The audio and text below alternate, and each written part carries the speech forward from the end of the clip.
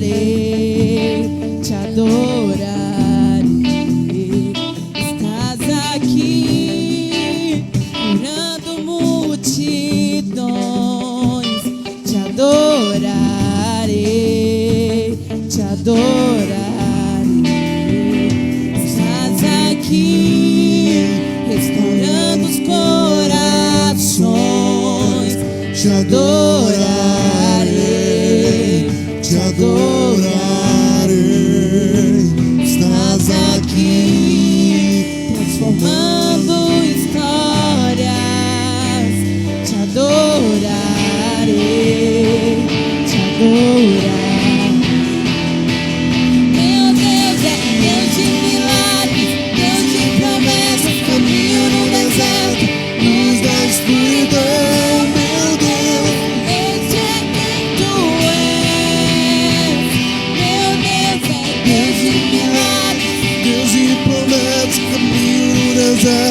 Luz da escuridão, meu Deus, Deus é quem tu és.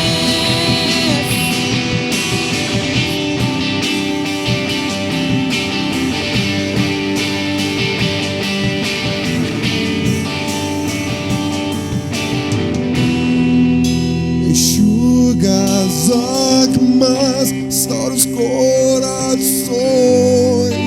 Tu és a resposta, Jesus. Enxuga as lágrimas, restaura os corações.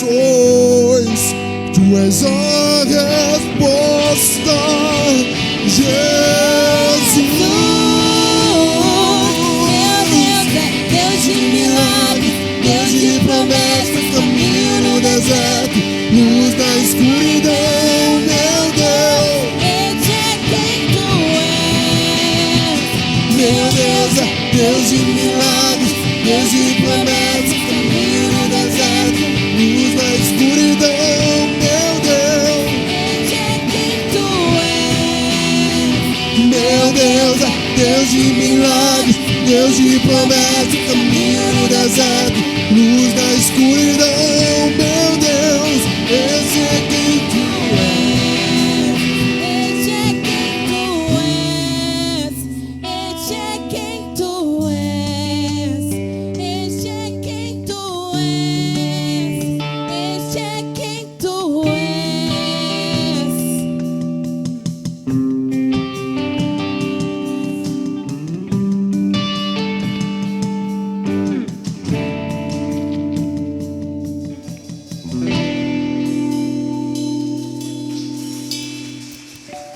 Eu quero que você abra a sua Bíblia em Oséias capítulo 4, versículo 1. Vocês vão encontrar bastante textos na Bíblia falando sobre o Israel, que essa foi a nação, não sei qual o critério que Deus escolheu para ser o seu povo, para através deles outros povos serem alcançados, porque aí passa aquela ideia de que só Israel, não, todos os povos pertencem a Deus. Mas o objetivo de Deus era fazer com que, através do povo de Israel, outras nações fossem alcançadas. Vocês podem ver que Deus escolheu Abrão para que fosse o pai da fé. Deus escolheu Sara para que fosse, ou Sarai, para que fosse a mãe de muitas nações, reis e nações nasceria dela. Por isso que Deus então muda o nome de Abrão para Abraão, e ele muda o nome de Sarai para Sara, tudo tendo o objetivo de fazer com que o povo entendesse. E Deus falou com Abraão: Abraão, andai na minha presença e ser perfeito. Todas as pessoas que te abençoar, eu abençoarei, mas os que te amaldiçoar, eu também amaldiçoarei. Então não é só uma questão de bênção, não, bênção e maldição, está tudo relacionado à questão da escolha. Se escolhermos a palavra de Deus, se escolhermos obedecer a palavra de Deus, seremos alcançados por todas as bênçãos escritas na palavra. Mas se fizermos ao contrário, seremos também alcançados por todas as maldições. Então não tem para onde você correr, porque aí Deus escolhe então Abraão e vai subsequente, escolheu também Isaac, escolheu Jacó, e vai caminhando. Escolheu José, escolheu Judá,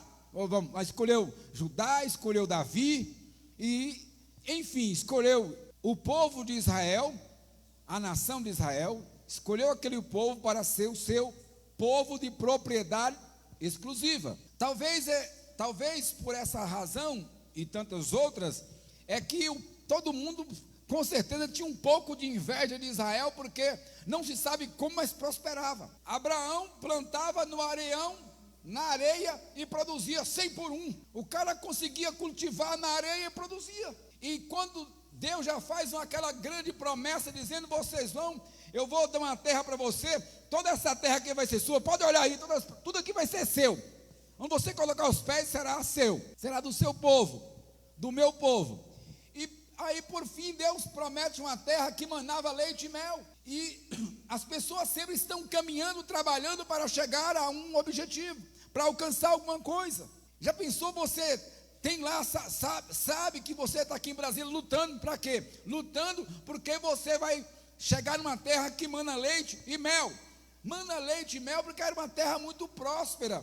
Os cachos de uva, de banana, era enorme. Ela produzia muitas romãs, ela produzia muitos frutos. Era uma terra riquíssima, era muito leite, muito gado, muito pasto. Era uma terra próspera.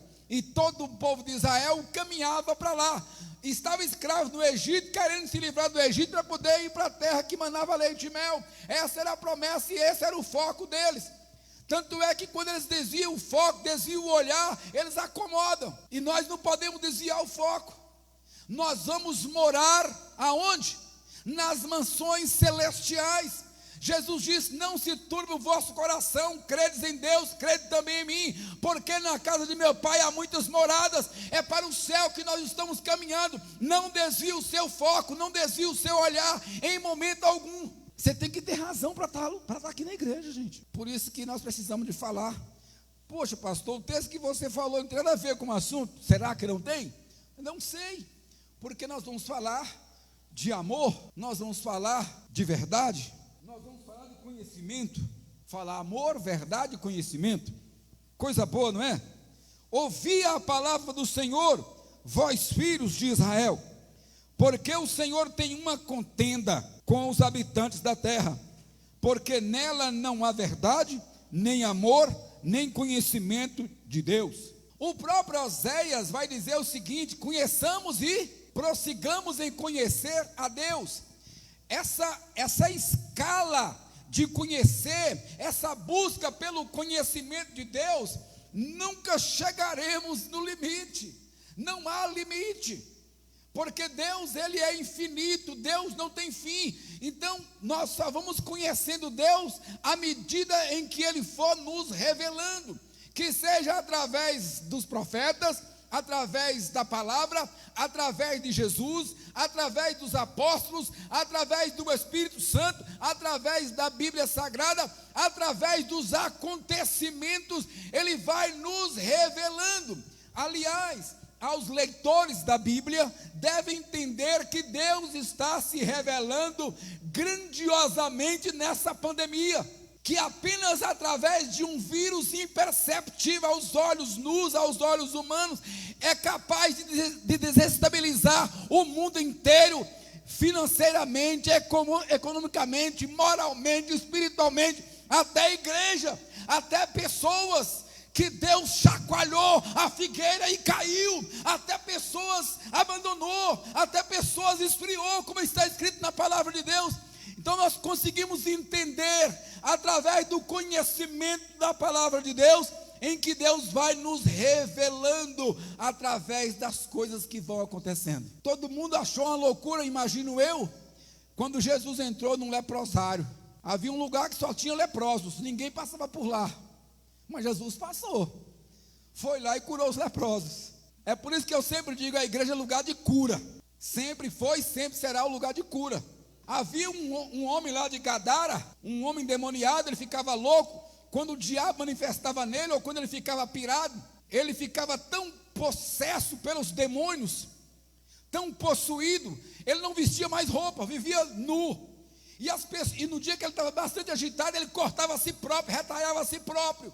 E as pessoas tinham medo de passar naquele cemitério. Ele morava onde? No cemitério. As pessoas tinham medo e Jesus vai lá e liberta ele.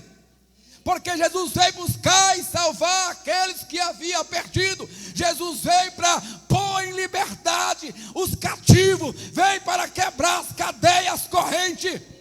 Jesus tem poder. Ele é o mesmo ontem, hoje e sempre. Jesus está na igreja. A igreja é o corpo de Cristo. Ele está na igreja para libertar até hoje. Aqueles que conhecem a palavra vão entender o quanto Deus está se revelando. E nós só vamos conhecendo Deus à medida que Ele for nos revelando. Até então, ninguém nunca viu Deus, com aquelas raras exceções de Moisés, que dizem que viu pela fenda da rocha. Outros dizem que viu face a face. Mas o próprio profeta Isaías diz que ia morrer, só porque viu a glória do Senhor. Eis esse pecador que sou, eu vou morrer, porque meus olhos viram o Senhor. E eu, ao ver a glória de Deus, é o que nós estamos falando, ao ver a glória, a presença de Deus, devemos ser tomados de um sentimento, como diz Isaías: Senhor, eis que eu vou me perecendo, porque meus olhos viram o Senhor, porque eu sou um homem de lábios impuros, e habito no meio de um povo de impuros lábios.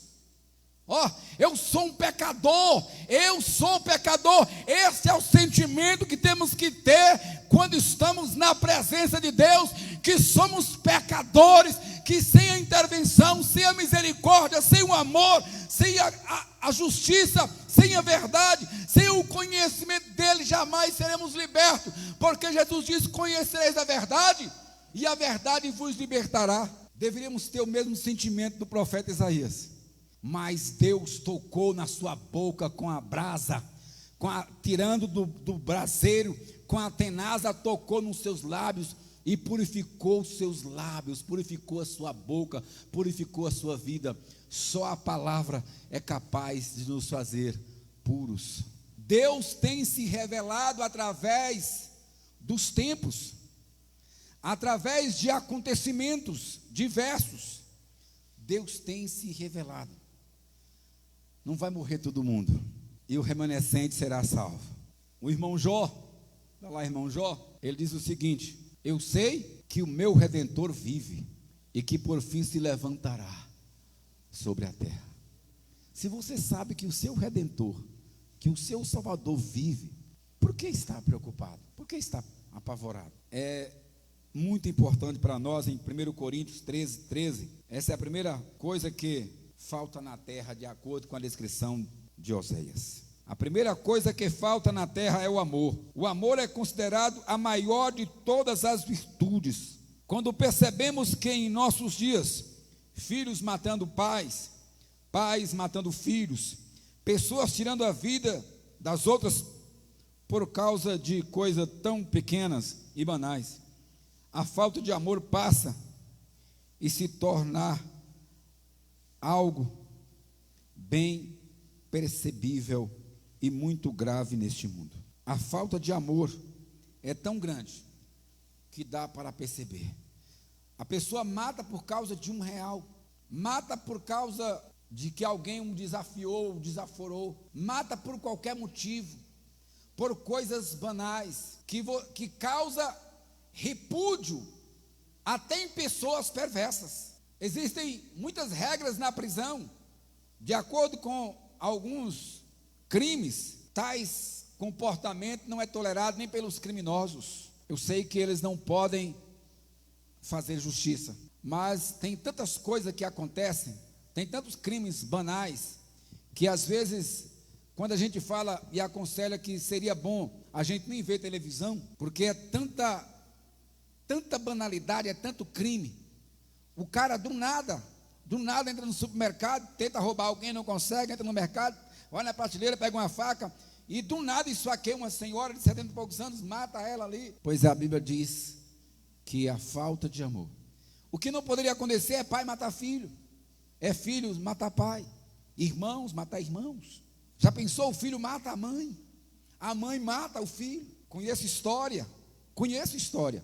Assim, na nossa comunidade, tanto eu como meus irmãos, toda a minha família, a gente tinha amizade com aquela família e tinha uma convivência com todos daquela casa. E aquela moça veio a engravidar-se. Ela engravidou, namorava lá, teve um namorico por lá e engravidou. E ela conseguiu guardar, esconder a gestação por 9 meses. E ela teve a criança. Ela teve a criança sozinha dentro de um banheiro. É um banheiro que lá não tinha vaso sanitário, era uma privada. Quem conhece privada aí, levanta a mão. Tem muita coisa que é privado, né? E público. Mas esquece dessa parte do português. Vamos para a privada lá, que era um buraco. É feito um buraco no chão, uma fossa, cava uma fossa, faz um tabuado lá em cima e tinha aquele buraco. E ali já tinha, estava pela metade de fezes. E aquela moça então ganhou aquela criança e jogou dentro da fossa, dentro daquela privada. Essa moça, essa menina foi salva. Hoje ela tem filhos. Então, você pode ter sido desprezado. O seu namorico pode ter gerado um filho que você não queria. Ou o namorico do seu pai com a sua mãe gerou você que ele ou ela não queria, não estava nos planos deles. E eles rejeitaram você. Eles te humilharam. Talvez o seu marido te abandonou, te largou, trocou por outra. Talvez a sua esposa te largou, trocou por outro. E agora as pessoas começam a sofrer as grandes consequências disso. As pessoas que não têm nada a ver começam a padecer, começam a sofrer. Mas por que eu estou dizendo isso? Por causa do amor. A mãe, jogar a criança dentro de uma privada. A criança jogada em várias histórias em Brasília, no Brasil, colocada em cesto de lixo, colocada em porta de elevador, em porta de prédio, de condomínio. Onde é que nós vamos parar? A falta de amor torna tão perceptível a todas as pessoas, mas nós vamos nos envolvendo nesse mundo e parece que isso não nos incomoda mais. Parece que não sentimos mais aquele sentimento de que está errado. Está errado, meus irmãos. A falta de amor causa todos esses males, esses danos. É por isso que o pai rejeita, a mãe rejeita, o esposo rejeita. É por isso que o marido rejeita, por isso que troca pelo outro ou pela outra, em busca da felicidade, em busca da realização ou da satisfação dos seus prazeres. É por isso que acontece isso, porque o amor esfriando, o amor vai esfriando, e você não encontra mais razões, motivo para estar com aquela pessoa. O amor vai esfriando e você não encontra mais motivo para estar na casa de Deus, para ler a Bíblia, para orar, para pregar o Evangelho. Acha que as pessoas lá fora é um caso perdido. É cheio dessa fragrância poderosa que nós temos que andar, olhar para frente. Você foi trocado, trocada, deixado, humilhado, pisado. Mas uma coisa aconteceu com você que está na palavra de Deus. Ainda que os teus pais te desamparar, o Senhor te recolherá. E Ele te trará na palma da mão. Amém? E você não vai perecer. Você não vai perecer. E quando nós percebemos, é o que eu sempre falo, nas reuniões de segurança, aqui em Brasília, que de vez em quando eu participo, eu sempre falo o seguinte: vocês não sabem, o governo ele só entra nessas cidades aqui para punir o criminoso, só entra para prender o assassino, só entra para prender o traficante, o drogado, o estuprador. Está errado? Não, está certo, tem que estar aqui presente mesmo. Mas a grande questão é, aquela criança que ela cresceu, nasceu num lar em que o pai é um cheira-pó, um cheira-cola a vida inteira. O pai e a mãe, cheirar cola, fumar maconha, traficar, furtar, é o que ele aprendeu do pai e da mãe. Isso para ele está no sangue, está na veia. Como é que o Estado pode ver e encarar uma situação dessa? O Estado só aparece aqui quando ele cometeu um delito. Por isso que o Estado é mal visto nas chamadas comunidades. Não é que o Estado esteja errado, mas o Estado, por que o Estado não manda a melhor escola para cá? Por que não coloca o melhor médico aqui? Por que não coloca o melhor delegado? Por que não coloca o melhor quartel, o melhor batalhão? Por que não coloca o melhor hospital? Por que não coloca os melhores professores? Por que não coloca os melhores juízes, os melhores advogados, os melhores promotores aqui? Por que não coloca? Por que coloca lixo em nossa rua? Por que joga lixo ali e não joga no plano piloto? Por que joga lixo aqui e não joga nos condomínios? Por quê? É uma questão de estudo, é uma questão de valorizar. Mas infelizmente até nós erramos. Até pastores erram nesse sentido. O pastor, por exemplo, vim lá da Bahia.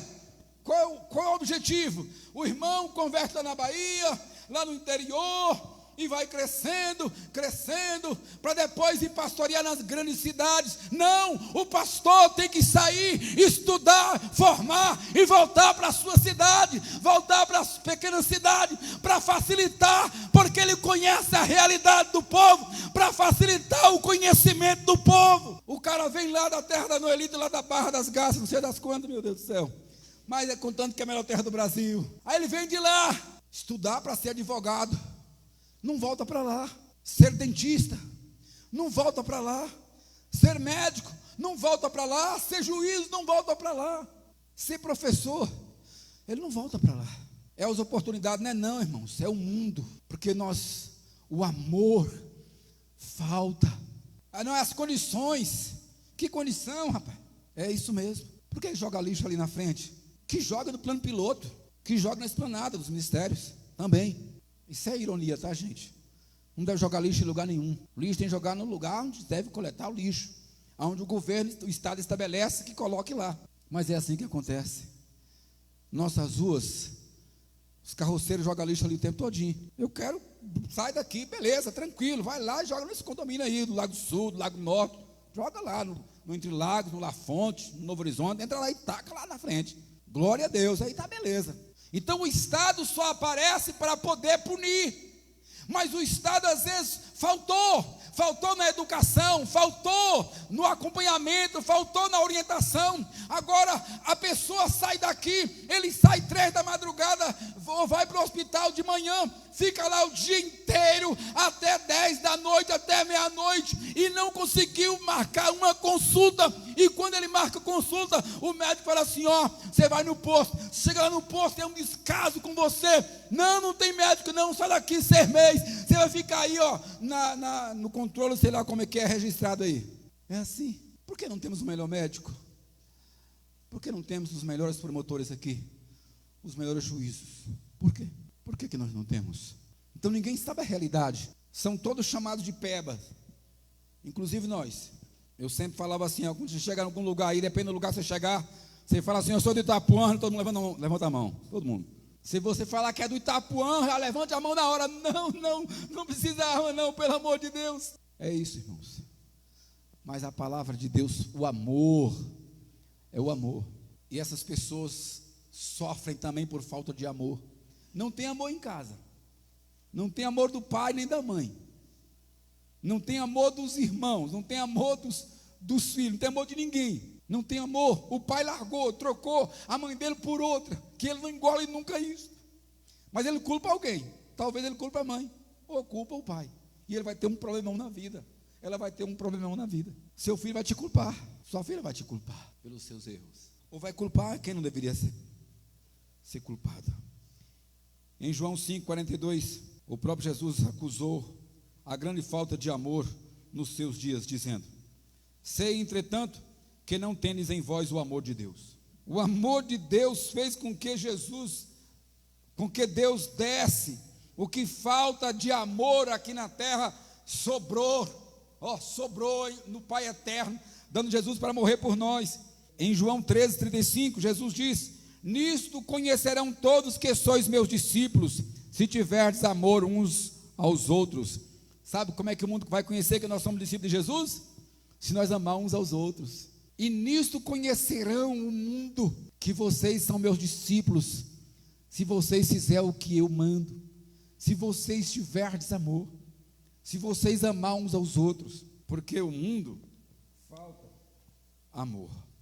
Em Romanos 13:10, Paulo diz o seguinte: o amor não pratica o mal contra o próximo, ou o amor não faz mal. O amor não faz mal contra o próximo, de sorte que o cumprimento da lei é o amor, e Deus é amor. 1 João 4:8.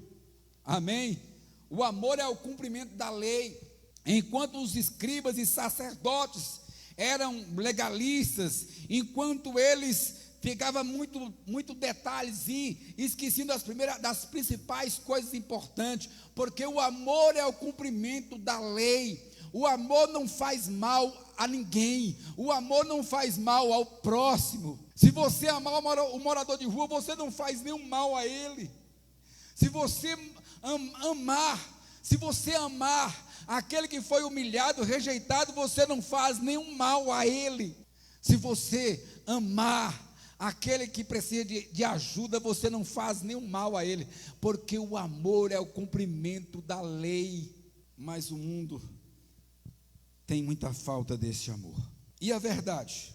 A verdade é sinônimo de transparência e exatidão dos fatos. Em 2 Coríntios 13:8 está escrito que nada podemos contra a verdade, senão em favor da própria verdade. Quando percebemos a falta de verdade e de transparência das pessoas em nossos dias, chegamos à conclusão de que falta mesmo a verdade na terra, como diz o profeta. Se formos para o meio político, nem se fala mais. Até porque nós vivemos hoje num tempo chamado, esse é o tempo chamado pós-verdade. Quando surgiu essa palavra, esse movimento da pós-verdade, isso significa que não tem mais uma verdade absoluta, que cada um tem sua verdade. Eu vou provar nos autos que eu não cometi. Você não vê ninguém dizendo que cometeu o crime, ninguém. Eu vou provar nos autos, o meu advogado vai provar nos autos que eu não fiz nada disso. Meu advogado apresenta na televisão, o cara matou não sei quantos. Não, o meu cliente, ele não esteve lá, ele nunca passou naquele ponto, ele nunca viu aquela pessoa. Aliás, ambos trocaram mala de dinheiro e não conhecem um ao outro. Quando falta a transparência, a verdade, que é grave a situação, porque a verdade, ela liberta. Provérbio 23:23. Compra a verdade e não a vendas. Compra a sabedoria, a instrução e o entendimento. Deuteronômio 32:4. Deus é verdade e não há nele injustiça. Verdade é o nosso Deus. Nele não pode haver nenhuma injustiça. João 14:6, Jesus diz: Eu sou o caminho, a verdade e a vida. Então Jesus é a verdade. Precisamos entender que Ele, sendo a verdade, também Ele é a vida. Em João 14:17, o Espírito Santo é o Espírito da verdade. Em João 17:17, a palavra de Deus é verdade. Em 1 Timóteo 3:15, a igreja do Deus vivo é a coluna e firmeza da verdade. Glória a Deus. Mas o conhecimento, Mateus 22:29, Jesus diz: os homens errais por não conhecer as Escrituras nem o poder de Deus. É por isso que os homens erram, porque não conhecem as Escrituras e nem o poder de Deus. As pessoas vivem buscando, meus irmãos, numa busca excessiva pelo conhecimento científico, tecnológico, filosófico, cibernético e tantos outros conhecimentos avançados, e menos interesse pelo conhecimento das coisas de Deus.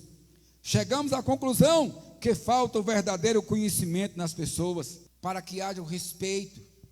É uma palavra muito usada hoje, virou até marca. Respeito virou até marca, símbolo, tolerância. Respeito não tem nada a ver em você concordar com o erro. Respeito não tem nada a ver em você concordar com o comportamento de A ou B, com a escolha de A ou B. Respeito é respeitar a pessoa humana, não importa quem ela seja, não importa a orientação que ela tem. Respeitar a pessoa, amar a pessoa, não é o mesmo que concordar, não é o mesmo que aceitar tais comportamentos. não é o mesmo que concordar, mas respeitar como pessoa. Por isso que se faz campanha aí à torta e à direita, querem empurrar de goela abaixo no povo, mas só uma coisa libertará o povo do preconceito: só o amor, só a verdade, só o conhecimento de Deus. Aliás, a nação mais poderosa da terra, que se chama Estados Unidos, não é isso? Aonde o nível cultural está lá em cima, é elevadíssimo, mas tem bairro que branco não entra, tem bairro que negro não entra. Para que mais preconceito? Facilita tantas coisas, se dizem respeito de tantas coisas, mas estão tirando a vida um do outro, simplesmente por questão de cor, por coisas banais, como eu li no começo. As pessoas matam, tiram a vida por questões banais, por coisas que não poderia jamais imaginar o ser humano, mas mata porque é branco, mata porque é negro. Às vezes mata por questão de orientação sexual ou opção sexual. Nunca podemos comportar assim. Você não deve concordar com esses comportamentos, mas você partir para o confronto só porque aquela pessoa tem tais comportamentos, você está desprovido do amor, da verdade e do conhecimento. Porque a verdade liberta, o conhecimento liberta. Amém? Em Oséias 4:6, o meu povo está sendo destruído porque lhe falta o conhecimento. Romanos 1:28, por haver desprezado o conhecimento de Deus, o próprio Deus os entregou a uma disposição mental reprovável para praticarem coisas inconvenientes. A gente querem mudar as coisas e esquecem de que o próprio Deus, pela desobediência dos homens, os entregou para uma disposição mental para praticarem coisas inconvenientes, em que Deus e a natureza jamais o concordará. Em Colossenses 1:9, devemos transbordar do pleno conhecimento da sua vontade, em toda a sabedoria e entendimento espiritual, ainda que falte tanto amor nas pessoas. Deus amou o mundo de uma tal maneira que deu seu único filho para que todo aquele que nele crê não pereça, mas tenha a vida eterna. Ainda que falte tanto amor nas pessoas, Deus amou o mundo de uma maneira inexplicável. João 3,16. Ainda que falte verdade nas pessoas, Jesus é a verdade de Deus revelada ao mundo. João 14,6. Ainda que falte o conhecimento de Deus nas pessoas, Cristo veio revelar o verdadeiro conhecimento que liberta o homem da ignorância espiritual. João 8,32. Portanto, Jesus disse que se conhecer a verdade, nós seremos libertos. E aquele que Cristo libertar, verdadeiramente será livre. Livre para amar, livre para cuidar, livre para respeitar, livre para ajudar, para abençoar as pessoas. Não está preso à regra de ninguém, está preso ao amor. E o amor não faz mal ao próximo. O amor não faz mal a ninguém. Vamos ficar de pé? E nesse momento que você acabou de ouvir a palavra de Deus, você em casa, que está nos acompanhando, você que está aqui, se ainda não tomou a decisão de amar, de viver a verdade, de ter o conhecimento de Deus, de receber Jesus como seu Salvador e Senhor da sua vida, você pode fazer isso agora. Você pode decidir agora, nesta oração. E no final da oração você pode levantar a mão e dizer: eu quero, pastor. E vir aqui na frente para nós confirmarmos isto. Deus santo e soberano, não há ninguém como tu, Senhor. O Senhor ama o mais vil pecador. E não tem tamanho de pecado que o Senhor não perdoa. Ignorância, maldade, perversidade, o Senhor perdoa. Todos aqueles que confessam a Ti os pecados, o Senhor perdoa. Então eu te peço nesta hora que olha para o nosso Brasil, meu Deus. Olha para o mundo, meu Deus, tão descompensado. Olha para os lugares que chamamos de comunidade, para não falar favela, para não falar em favelados, mudaram para comunidade. Mas a comunidade que te serve, ela não faz mal a ninguém. A comunidade que te serve, ela só ama, ela só cuida. Olha para aqueles que estão encarcerados também. Eu sei que eles cometeram crimes bárbaros até, mas olha para eles. Alguns até injustamente foram presos, outros em defesa da honra, outros porque foi apoderado pela perversidade, o que aprendeu dos pais, às vezes o que aprendeu dos amigos na rua. Se espelhou em filmes, se espelhou em novelas, se espelhou em personagens fictícios, mas tornou um criminoso, tornou um marginal, mas não deixou de ser uma pessoa, porque o Senhor morreu, porque o Senhor deu a vida. Então eu te peço agora em nome de Jesus, que alcance esta pessoa agora, alcance este homem, esta mulher, que foi marginal para a prisão e voltou muito pior. Mas tem misericórdia, Espírito Santo, liberta, manifesta o poder do conhecimento, do amor, da verdade sobre ele, sobre ela, sobre este jovem, este moço e esta moça, que o conhecimento de Deus se manifeste através da palavra. Salva com seu poder, meu Pai. Eu oro para que o Senhor abençoe, para que o Senhor cura, para que o Senhor liberta. É no nome de Jesus que nós clamamos aos céus. É no nome de Jesus que nós invocamos o poder do Espírito Santo para pedir ao Senhor que abençoe a nação. Abençoa, meu Deus, com a sua graça e misericórdia. Vamos cear agora, meu Pai. Abençoa todos aqueles que vão cear em nome de Jesus. Amém. Ensina o seguinte: na noite que Jesus foi traído por quem? Por Judas Iscariote. Na noite em que ele foi traído, ele tomou o pão, e havendo dado graças, ele partiu o pão, dizendo: esse pão é o meu corpo, que é partido por vós. De semelhante modo, depois de ter ceado, pegou o vinho e disse: esse vinho é a nova aliança no meu sangue.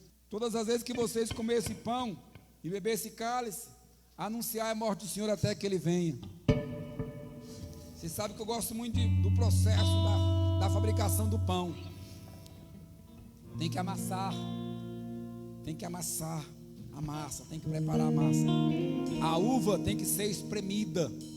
Foi assim que fizeram com o nosso mestre. Aliás, o suco é feito, é pisoteado mesmo, né? Você sabe que a forma artesanal de fazer vinho é pisar, né? Por isso deve ficar gostoso, né? Eu sei por isso, né? Mas é a forma de fazer o vinho, é pisar mesmo, tá bom? Pisar com os pés mesmo, limpinho, tá, irmãos? Mas então eu gosto dessa expressão da uva, porque ele foi espremido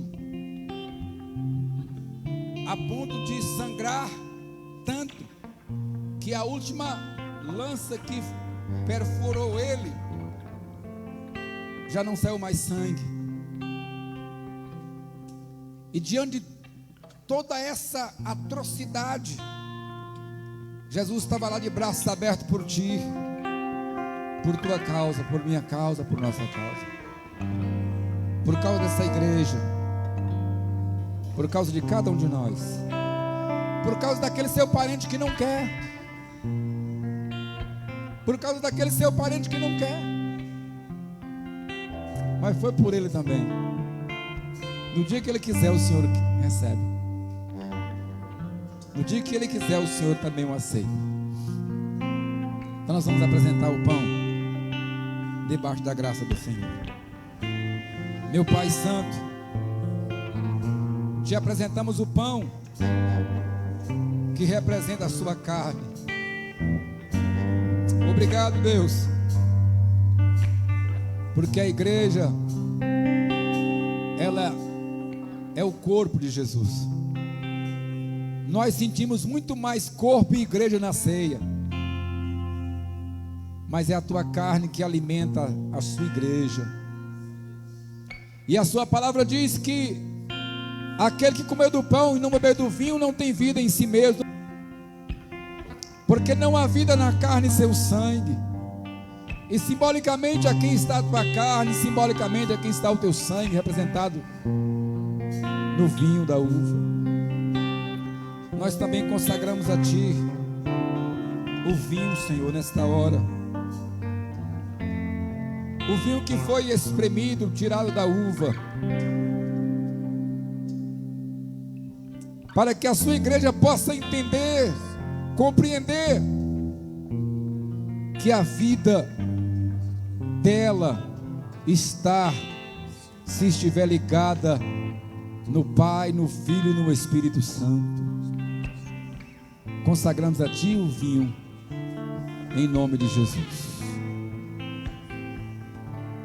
Como vocês sabem, existem vinho de vários preços, mas eu gosto muito mais da expressão do pão, que é barato. O pão pode estar na casa de todo pobre,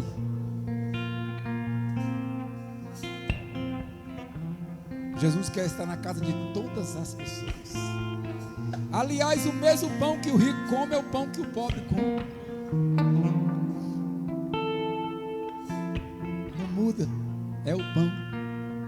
E Jesus quer que todos participem desse pão, que todos tenham em casa o pão, que todos tenham em casa. E aqueles que fazem parte da nossa comunidade que não tiver, precisamos repartir o nosso com ele. Não é de palavra não, temos que repartir de verdade. Amém? Curva a sua cabeça mais uma vez. Aqueles que vão cear, pastor Altino vai orar. Senhor nosso Deus, nós te adoramos, Senhor. Te adoramos pela tua presença, pelo teu amor, pela tua compaixão que o Senhor tem por nós, Pai. Estamos aqui nessa noite, ó Deus, para honrar o teu nome, para engrandecer o teu nome e dizer o quanto o Senhor é bom, o quanto o Senhor tem nos amado, Pai. E é por isso, ó Deus, que nós abrimos a nossa boca para pedir ao Senhor que continue abençoando as nossas vidas, abençoando, Senhor, esta igreja, abençoando o teu povo. Ó Deus, estenda tuas mãos sobre nossas vidas, Pai, e nos oriente no teu caminho, na tua presença, Pai, porque como a tua palavra nos fala, que é difícil, Senhor, a caminhada, mas na tua presença e na tua condução, nós seremos mais que vencedores, no amor de Cristo Jesus.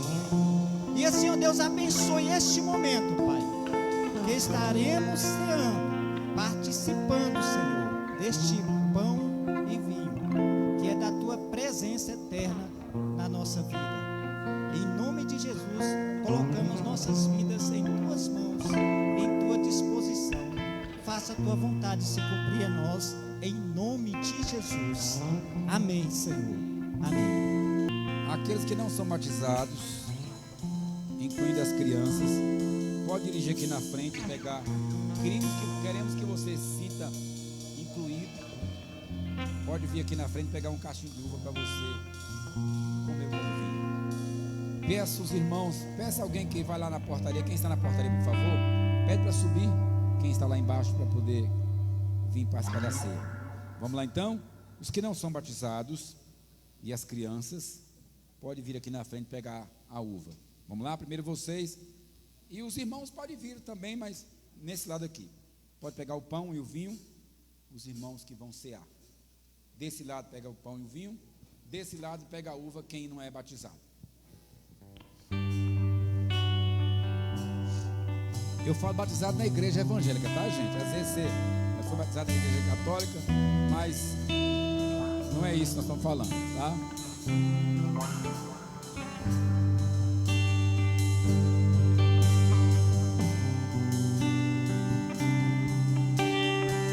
Pode vir, Yuri, pegar aqui, Yuri, ó. Pode pegar outro. Mais o seu colega aí.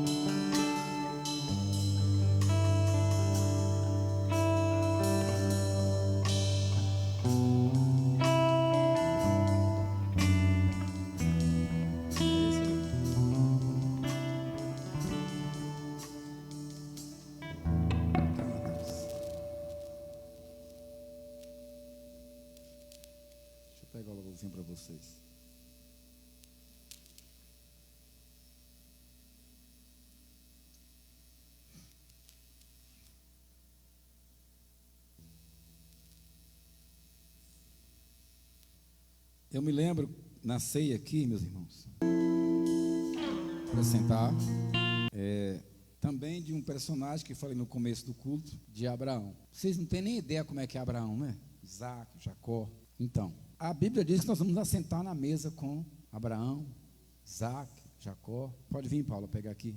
Nós vamos nos assentar com esses personagens tão importantes para a história da igreja, para a história do povo de Deus. Nós vamos sentar junto com os apóstolos. O apóstolo Pedro, de acordo com a história, foi pregado de cabeça para baixo. Alguns foram arrastados, Paulo foi arrastado nas ruas. Outros foram decapitados. Prisão, isso era frequente na vida deles. Mas nós vamos também ver lá aquela mulher, a Cirofenícia, que tinha fé, que batia em todo o povo de Israel, a fé que ela tinha.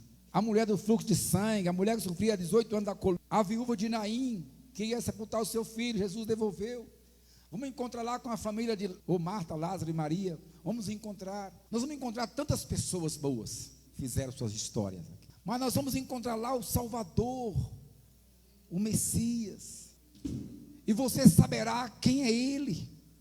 A recepção vai ser algo extraordinário. A palavra diz que vai dizer assim: vindes benditos. Benditos e abençoados, felizes. Vindes benditos do meu Pai, e receba por herança o reino de Deus. Olha, a porta vai estar aberta para você entrar, e você vai adentrar os portões celestiais, e vai ter o grande privilégio de cear com Abraão, com Isaac, com Jacó. Você vai ter o privilégio de estar lá no meio de tanta gente boa, maravilhosa. Não haverá mais barreira, não haverá mais nada que impeça você de ir aonde tem que ir. As substâncias sólidas não é capaz mais de deter você. Tanto é que no arrebatamento da igreja vai acontecer algo extraordinário. Substâncias sólidas podem serem, você pode estar até numa caverna. Paredes são substâncias sólidas, laje, o teto aí. E no arrebatamento da igreja, as portas não vai precisar abrir. Se Jesus vier agora, nós vamos passar, vamos atravessar substâncias sólidas, porque no arrebatamento da igreja, o nosso corpo estará preparado para viver eternamente. Recebemos um corpo de glória e atravessaremos as substâncias sólidas, os espaços siderais, e chegaremos ao Senhor, encontraremos com Ele nos ares, estaremos com Ele para todo sempre. Pastor, isso é ficção, isso é Matrix? Não, amém? É o arrebatamento da igreja, não é Matrix não, não é X-Men não, é o poder de Deus, é o arrebatamento da igreja, é o que Jesus fez por nós, nos comprou, e Ele vai arrebatar a igreja, é não abrir e fechar de olhos, aleluia, os portões celestiais se abram, e todos adentraremos, e estaremos para sempre com o Senhor. Vai dizer que você não quer, e é de graça, só tem uma coisinha que você tem que fazer: se inscrever nesse maior plano habitacional, nesse maior programa habitacional do mundo. Nunca houve, e depois dele não haverá. Não é Codab, não é Morar Bem, não tem consulta SPC e Serasa, nada disso, amém? Você vai entrar lá, num condomínio fechado, 24 horas, aleluia.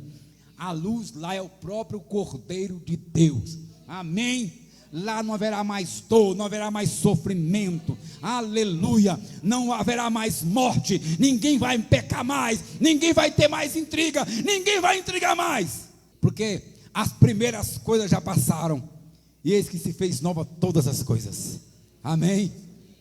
Pai, no nome de Jesus, toda a sua igreja que vai cear agora, nessa grande expectativa de que vamos morar no céu, não teria sentido a nossa pregação, meu Deus, se não estivéssemos caminhando para lá. E a sua palavra diz que os crentes se salvam pela loucura da pregação.